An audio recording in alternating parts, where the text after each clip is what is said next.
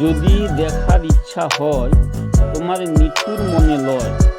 হ্যাঁ বন্ধু, যদি রসুনের গুণ দেখার ইচ্ছা হয় তাহলে আমি যে টোটকার কথা বলছি সেগুলি একটু পরীক্ষা করে দেখার অনুরোধ করছি।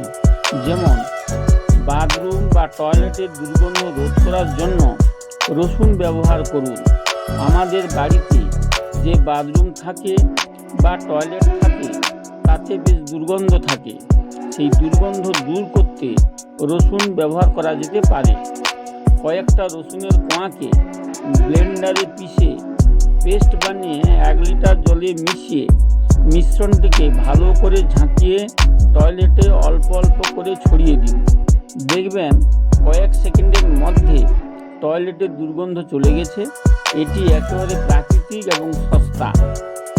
একটি বাটিতে বা কোনো ছোট পাত্রে 2-3 কোয়া রসুন থেতো করে নিন এবং তারপরে তাতে কিছুটা জল দিয়ে রুমের যে কোনো একটি কোণে রেখে দিন। দেখবেন কয়েক মিনিট বাদে আপনার রুমটি একেবারে মশাশূন্য হয়েছে।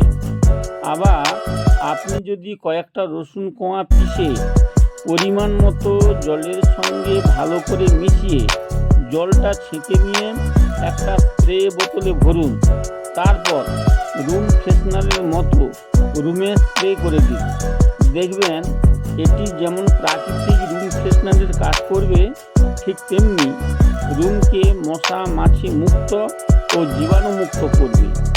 এই টোটকাগুলি 2-1 দিন করলে তেমন ফল বুঝতে পারবেন না, কিন্তু নিয়মিত মাস 3 ব্যবহার করলে এর ফারাক বুঝতে সমর্থ হবেন। তাই ভিডিওটির সম্পূর্ণ অংশ দেখতেও অনুরোধ করছি। আজ তাহলে এই পর্যন্ত।